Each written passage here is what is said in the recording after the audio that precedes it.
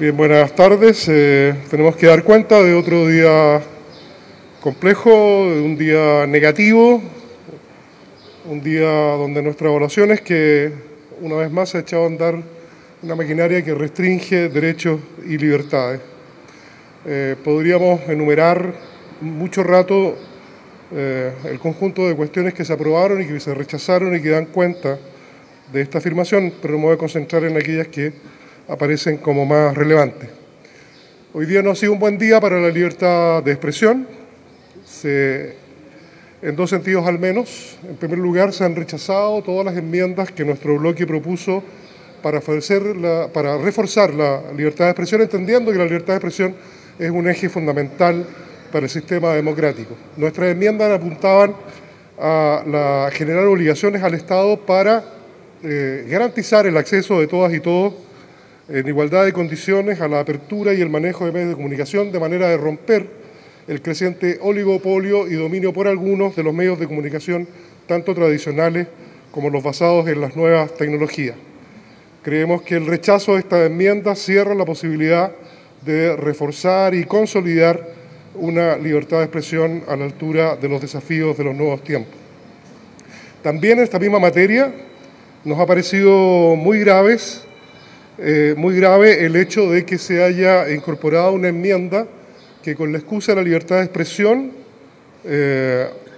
establece una prohibición al Estado y a los órganos del Estado de establecer lo que en esa enmienda se llama algo así como las verdades u opiniones oficiales, o opiniones que desde el Estado puedan generarse sobre cuestiones que han ocurrido en el país.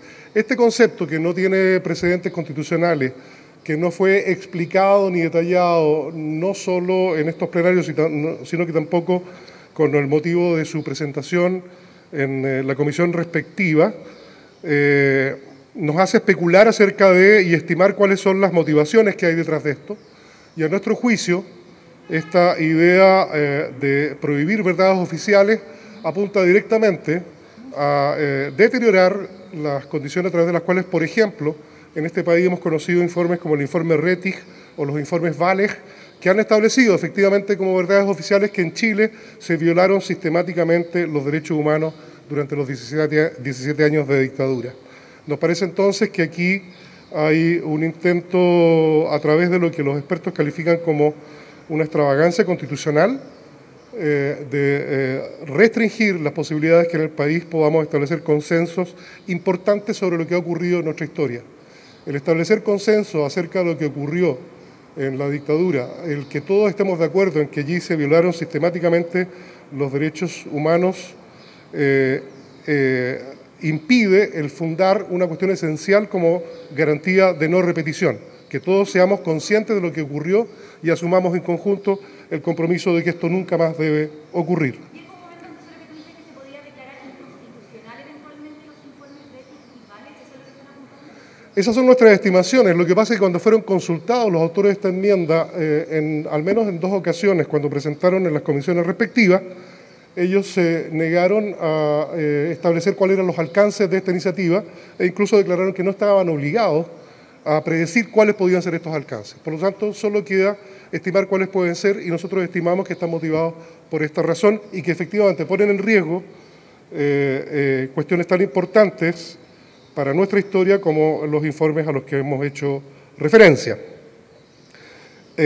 También en esta misma línea lamentamos que se hayan rechazado sistemáticamente todas las enmiendas repuestas por nosotros en la perspectiva de establecer derechos a la verdad, a la justicia, a la reparación y a las garantías de no repetición, pensando no solo en lo que ocurre con nuestra historia, sino que a tener un texto constitucional que estableciera explícitamente para ahora y para el futuro también las obligaciones del Estado, basadas en estándares internacionales de derechos humanos, frente a la vulneración de derechos humanos que pudieran presentarse. Es la pérdida de oportunidad de poner al día nuestro marco constitucional en un efectivo compromiso de respeto y promoción a los derechos humanos en esta perspectiva. Dicho sea de paso, se rechazó también la enmienda relativa a reconocer constitucionalmente la existencia de una Defensoría de los Derechos Humanos.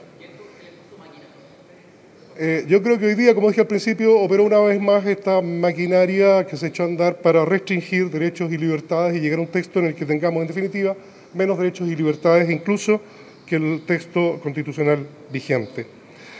Nos parece también importante destacar que en algo tan relevante y que se supone que es ampliamente compartido como el derecho a la seguridad, a vivir un ambiente libre de riesgo y amenaza, se haya preferido el camino del populismo sin ofrecer propuestas efectivas. Solo se habla del derecho a vivir en un ambiente seguro y se hace algo que se repite varias veces en varias enmiendas de la derecha, en el sentido de establecer prioridad en relación al terrorismo y a la delincuencia organizada. Nosotros queremos decir que a una constitución no le corresponde establecer cuáles son las prioridades en materia de delitos, porque eso es establecer también prioridades en materia de víctimas. Son las políticas públicas que son dinámicas y a cargo de los organismos pertinentes los que tienen que jerarquizar de acuerdo a su importancia, a su frecuencia, a los bienes jurídicos comprometidos, los que permanentemente tienen que ir fijando las prioridades. Cuando una Constitución fija de antemano estos propósitos, afecta la posibilidad de los organismos encargados de actuar eficientemente para prevenir y sancionar los delitos, la delincuencia, porque se establecen, como digo, jerarquías que están basadas solo en consideraciones populistas y no en datos precisos. Esto deja, por ejemplo, despriorizadas cuestiones como los portonazos, como los robos con violencia, como la violencia intrafamiliar. Todos estos conceptos son numéricamente, estadísticamente mucho más relevantes que el terrorismo y la violencia y la delincuencia organizada en los términos que está planteado por las enmiendas de la derecha e incorporadas de un modo impropio a la Constitución. Sí.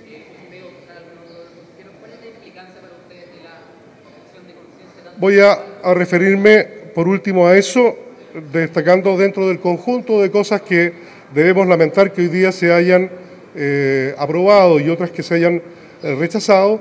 Tenemos que también destacar también como una cuestión muy relevante el que hoy día se consagró en esta propuesta impuesta por la mayoría circunstancial la existencia no solo de la objeción de conciencia individual, sino que de una anomalía, de un engendro constitucional como es el de la objeción de conciencia institucional. Queremos decir que esto no existe en ninguna constitución del mundo. Las objeciones de conciencia son cuestiones extremadamente excepcionales porque implican la posibilidad de una persona de eximirse del cumplimiento de sus obligaciones legales en virtud de sus propias convicciones.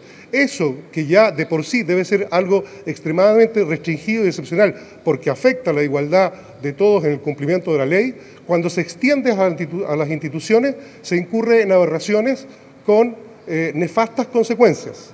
No tienen que ver solo con lo que es tan evidente como la posibilidad de que haya establecimientos que se nieguen a aplicar políticas de salud pública, por ejemplo, en relación a las definiciones legales relativas a la interrupción del embarazo, sino que se puede extender sin límite alguno a cualquier otra institución, a establecimientos educacionales que se nieguen a recibir a estudiantes por sus convicciones, por sus creencias, por su origen. Es decir, cualquier institución, en virtud de lo que declara su ideario y sus convicciones, esa institución, que no es una persona, que no tiene el atributo de la persona, que es la conciencia, puede establecer por la vía de sus dueños o quienes la dirigen, eximirse de responsabilidades legales que sí corren para el conjunto de los chilenos. Esto es un engendro y una anomalía constitucional que es inaceptable, que establece privilegios para algunos y que deteriora profundamente, como se ha anunciado, como se planteó en el Pleno, pone en compromiso incluso bases del Estado de Derecho. Nos parece muy grave lo que ha ocurrido en esa materia. Estos puntos son en principio los que queremos destacar. Voy a dejar aquí con ustedes a la consejera Menismo.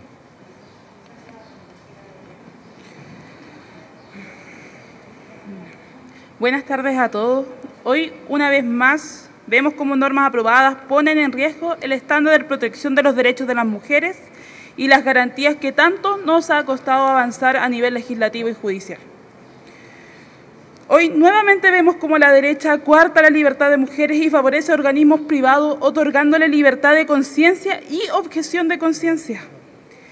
Vemos que está quedando un texto constitucional que retrocede en derechos y garantías de las mujeres sobre sus derechos. El derecho a la vida, del que tanto se abandera la oposición, debe tener un estándar de dignidad. No es suficiente establecerla a toda costa sin asegurar su dignidad.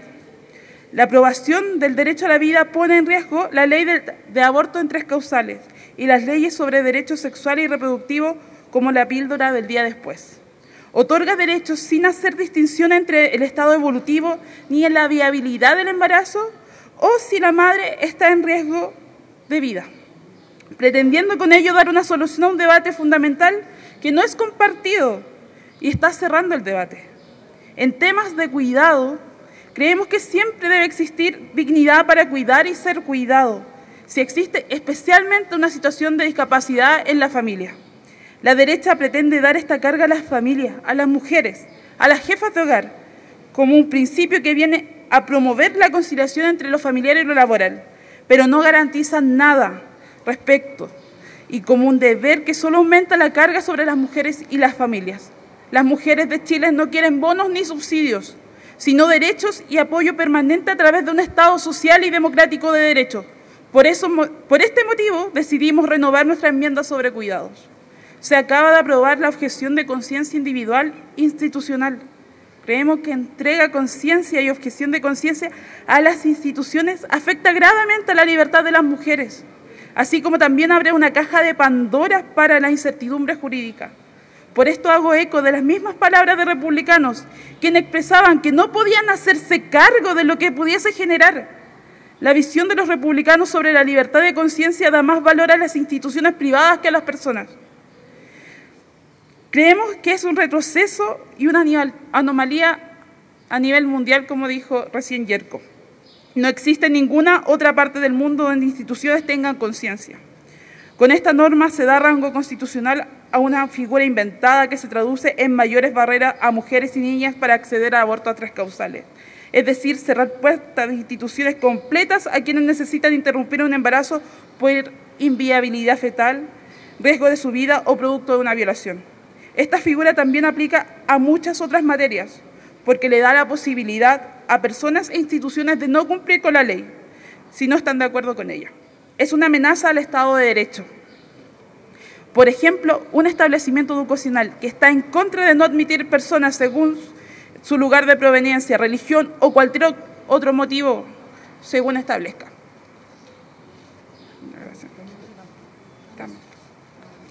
Gracias. ¿Alguna pregunta? Sí.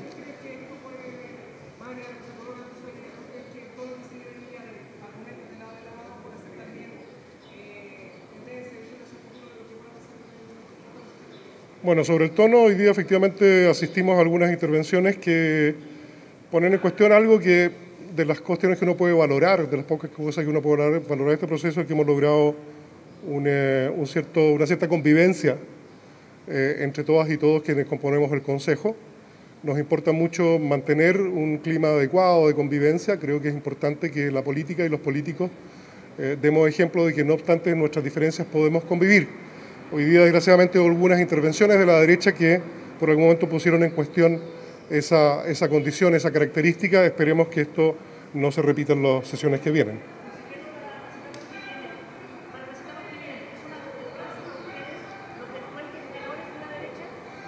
No, yo creo que siendo realistas, hoy día teníamos que constatar, como dijimos el viernes pasado, si lo que ocurrió en el desmarque en relación al artículo primero del texto propuesto era una golondrina que hacía verano y aparentemente no lo es. Hoy día volvimos a votar, como ustedes saben, en la mañana, una disposición que tiene los mismos riesgos y efectos y la derecha votó unida en eso. Entonces, los resultados de las votaciones de hoy día, sin perjuicio de algunas cuestiones muy excepcionales e individuales, confirman que no es evidente que tengamos en la derecha un sector democrático que cumpla un rol de contención y moderación de los excesos de la mayoría circunstancial que hoy dirige el proceso.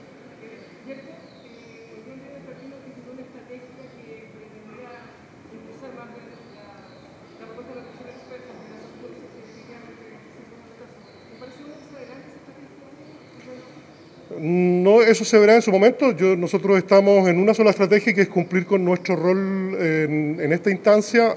Vamos a seguir, no obstante lo que ha ocurrido, no obstante lo predecible de lo que viene, vamos a estar, como lo hemos dicho hasta el último momento, cumpliendo con nuestra función, haciendo valer los puntos de vista y buscando acuerdos en aquellas cuestiones que nos permitan llegar a mínimos comunes satisfactorios para todas las partes. Lo que vaya a ocurrir en adelante habrá que apreciarlo en el día a día. ¿Ok? Gracias.